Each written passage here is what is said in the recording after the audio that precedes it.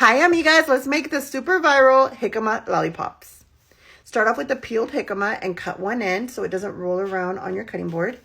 Now you're going to cut out a nice thick slice of jicama. Not so thick you won't be able to bite into it, but not so thin that your popsicle stick will poke through. So you're going to have to decide what thickness that is for you.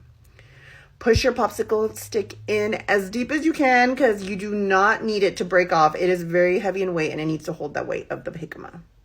Roll your limes and cut them in half. Limes are so expensive. I used to get them for 10 for $1 and now they're like 40 cents each. How much are limes in your city or where you live? Okay, once you've done that, you're going to squeeze all that lime juice onto the jicama. Jicama is very dry in texture. And it doesn't have a lot of flavor, so you need all these flavors to give the jicama that taste. And it's also going to absorb, because it's dry, it's going to absorb all that lime juice. So squeeze it on. Do not skimp out on the lime juice. Once you've done that, you're going to get your favorite chamoy, whatever one you're using. I'm using this one.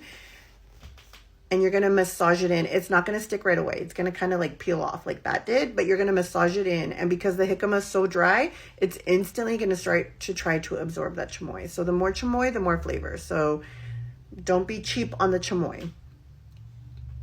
Once you do that, you're going to grab your favorite powder. Mine's Valentina. I love the Valentina powder because it's not too spicy, it's not too salty, and it's not too sour. It's perfect for us.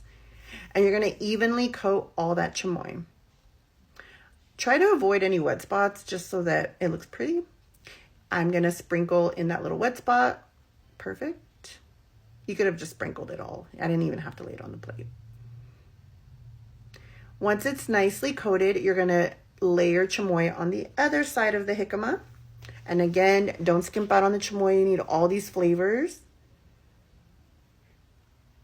Perfect. Doesn't jicama remind you of like a water chestnut? Now you're going to grab the Miguelito powders, the sweet powders. That one's grape. There's classic. And this one's from a different brand, but it's tamarindo. Yum.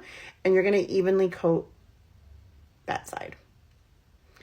You need these sweet powders. The sweet powders give it that candy-like taste, and it really, really balances out the taste of the chile and the lime and the chamoy.